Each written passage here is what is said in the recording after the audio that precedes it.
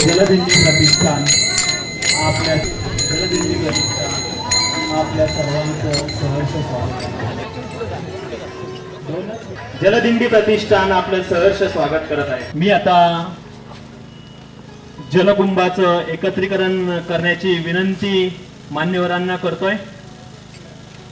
शिवशाहिरांना विनंती करतो की आपण जलकुंभाचं एकत्रीकरण करावं. अभियंता और प्यारे बच्चे और बच्चियां, सबका यहाँ इकट्ठा होना हम सबको चिंतित करता है, दुखी करता है. हम दुखी हैं, हम चिंतित हैं. तभी डॉक्टर विकास को ये लगा कि हमारी ये आधुनिक चिंता हम कैसे इसको दूर कर सकते हैं.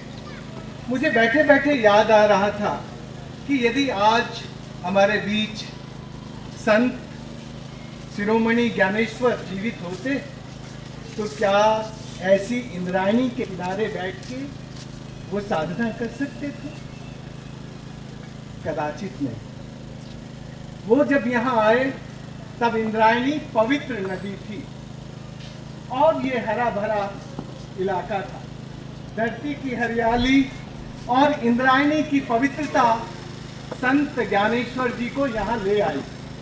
आज हम उस सुंदर जगह पर, जिस पर अध्यात्म के लिए संत शिरोमणि आकर विराजमान हो, उस जगह पर आज हम इस 21वीं शताब्दी में अपने दुखों को रोने के लिए स्वास्थ्य की चिंता, पर्यावरण और अध्यात्म की चिंता है.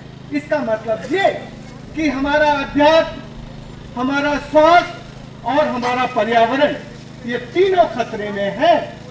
अध्यात्म वो होता है जो इस धरती, इस प्रकृति, इस सृष्टि के साथ हमारे लेने और देने के रिश्तों को वैसा पवित्र बना के रखता है जिसमें किसी की क्षति नहीं होती, जिसमें सब पुष्ट होते हैं. इसीलिए उस पुष्टि को यहाँ के समाज ने, यहाँ के किसान ने, यहाँ के हर इंसान ने इन नदियों को माँ कहा था. नीर, नारी और नदी के रिश्ते इस देश में जिस संस्कृति से जन्मे थे वो थे कि ये नदियां हमें पुष्ट करती हैं. अभी ये नदियां हमें पुष्ट नहीं करती, हमें बीमार करती हैं. जिस तरह से हमारे शरीर में ये नाड़ियां हैं और एक नाड़ी में डॉक्टर विश्वास एवले इंजेक्शन लगा दे तो सारे शरीर में फैल रहा है, वैसे इस नदी के साथ जब भी हम कोई अन्याय करते हैं, जब भी हम अपनी इंडस्ट्री का, अपने उद्योग का तेजाबी पानी डालते हैं या हमारे शरीर का मल और मूत्र डालते हैं, तो वो मल और मूत्र हम सबको पिलाते हैं. ये मल और मूत्र पिलाना भारत की सभ्यता का प्रतीक नहीं था. भारत की सभ्यता में और भारत की संस्कृति में अपने शरीर के मेले को भी नदी में ना जाने दे, ऐसा हमारे कुंभ का निर्णय था. लेकिन आज ना तो हम अपने मल को जाने से रोकते हैं, ना मूत्र को जाने से रोकते हैं. आज हम अपना मल मूत्र इस नदी में सीधे बहाकर दूसरों को पिलाते हैं और दूसरों को पिलाने के लिए मजबूर करते हैं. ये हमारी सभ्यता नहीं है. कोई धर्म नहीं सिखाता, ना हिंदू सिखाता, ना मुस्लिम सिखाता, ना क्रिश्चियन सिखाता, कोई नहीं, ना सिख सिखाता. कौन सिखाता? ये कहां से आया हमारे जीवन का संस्कार? ये ढूंढना पड़ेगा. मुझे लगता है कि आज के दिन मुझे कहना तो बहुत कुछ था, क्योंकि इंद्रायणी का दुख मुझे दुखी कर रहा है. और दुख केवल कहने से दूर नहीं होता, करने से दूर होता है. इसलिए मैं आज के इस मौके पर, जब यहाँ का भविष्य इस तरफ बैठा है, सामने बैठा है, यहाँ के विद्वान जन पीछे और आगे बैठे, तो उनसे बस दो छोटे छोटे निवेदन करना चाहता हूँ. मैं ऐसी धरती से आया हूँ जहाँ भगवान बहुत नाराज रहता है, प्रकृति बहुत रुष्ट रहती है, और प्रकृति की नाराजगी से हम उजड़ गए थे. हमारे हजारों गांव बेपानी हो गए. लेकिन जब उन्होंने हिम्मत की तो अपने को पानीदार बना लिया. जब उन्होंने हिम्मत की तो मरी हुई नदियों को सदा नीरा बना लिया। इंद्रायणी में पानी तो जरूर दिखता है, लेकिन ये पानी आचमन करने के लायक नहीं है, ये पानी पीने के लायक नहीं है। इसलिए ये कहने का मुझे हक है, आप सबके सामने ये कहने का हक है, यदि आप सचमुच धार्मिक हैं, यदि आप सचमुच अपने धर्म के रक्षक हैं, अपने धर्म के प्रहरी हैं, तो धार्मिक वो होता है जो धरती को, धरणी को धारण करने के लायक बना के रखता है।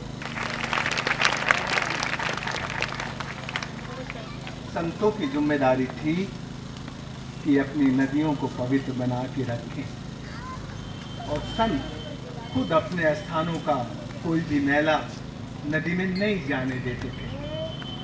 तो आज यदि हम ये तय कर लें, छोटी सी बात तय कर लें, कि कोई भी संत जो अपने को संत कहलाते हैं, वो अपना मल मूत्र और अपनी मल की गेंदी और अपने पवित्र स्थानों का, गुरुद्वारों का, मंदिरों का, जो भी स्थान है, मस्जिदों का, गिरजाघरों का, कम से कम गंदा पानी नदी में ना जाने दें। ये संदेश इस देश के जनमानस को समझाएगा। दूसरा, जो इस सभा में बैठे, वो इस जलदंडी के शुभारंभ पर यदि जलदंडी में शामिल होना चाहते हैं, तो कम से कम ये संकल्प लेके चले कि मैं इंद्रायणी में, भीमा में अपने शरीर का किसी भी कीमत पर मैला मल और मूत्र नदी में नहीं जाने दूंगा।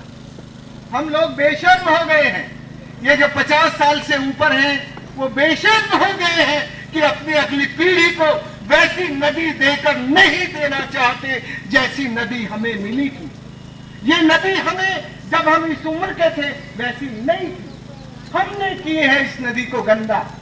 इस नदी को गंदा करने के दोषी मैं और मेरी उम्र के वो सब लोग हैं जो इस पीढ़ी को वैसी नदी नहीं देके जाना चाहते। तो प्यारे बच्चों, तुमने जोर से नहीं कहा क्योंकि आप बड़ों को अपनी बात नहीं सुनाना चाहते ना? या सुनाना चाहते हो? सुनाना चाहते हो तो जोर से कह दो, और नहीं सुनाना चाहते तो उन्होंने सुन लिया, ठीक है ना? बस मैं मित्रों बहुत मीठी मीठी बातें यहाँ कर सकता था, लेकिन मेरे दिल का दर्द था, इसलिए उसने मुझे मजबूर किया कि मैं मीठी बातें ना करूं। मैं वो सच्ची बातें करूं जिन सच्ची बातों से हम अपने भविष्य को सुधार सकें, हम अपने भविष्य को कुछ अच्छा दे सकें। इसलिए मैं इस जलदंडी के अवसर पर डॉक्टर विकास से इतना कहना चाहता हूं कि ये इवेंट नहीं है, ये केवल एक कार्यक्रम नहीं बने, ये इस नदी को पवित्र करने का और धरती की हरियाली का उपक्रम बने। धरती की हरियाली और नदी की पवित्रता हमारे सेहत को ठीक करेगी और हमारे पर्यावरण को ठीक करेगी और हमारे अध्यात्म का गुरु, जगत गुरु पर हमें दोबारा बैठाएगी। लेकिन ये नदी की पवित्रता और धरती की हरियाली ही हमें जगत गुरु बनाएगी, अध्यात्म में हमारी सेहत को ठीक करेगी और हमारे पर्यावरण को सुधारेगी। उसमें तुम्हें क्या करना है, उस पर जब तुम्हें कभी वक्त होगा तब बात करूंगा। अभी मैंने 2 मिनट से ज़्यादा ही समय ले लिया, इसलिए आप सबसे क्षमा चाहते हुए 2 मिनट से ज़्यादा बोला, माफ़ी चाहता हूँ। लेकिन मेरे दिल का दर्द था, इसलिए मैंने आपके सबके सामने रखा। मैं अपनी तरफ से इतना कहना चाहता हूँ कि हमने इस वक्त देश भर में जल बिरादरी ने ये संकल्प लिया है, और जल बिरादरी में वो शामिल होता है जो जल को गंदा नहीं करता और अपने जीवन में धरती से जितना लेता है उतना अपने जीते जी धरती को उसी हालत में लौटा के जाता है। हमने ये तय किया है कि भारत की नदियों पर प्रदूषण, अतिक्रमण और शोषण, भूजल का शोषण, ये तीनों खतरे नदियों को गुलाम बना रहे हैं, हमारा गुलाम बना रहे हैं।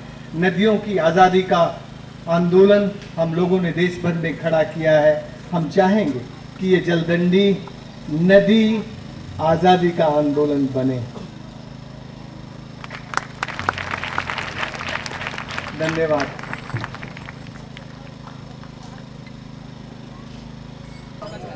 कुंडली कवरदा हरि विठ्ठल श्री ज्ञानदेव तुकाराम पंढरनाथ भगवान की जय। मौली ज्ञानेश्वर महाराज की जय। जगतगुरु तुकाराम महाराज की जय।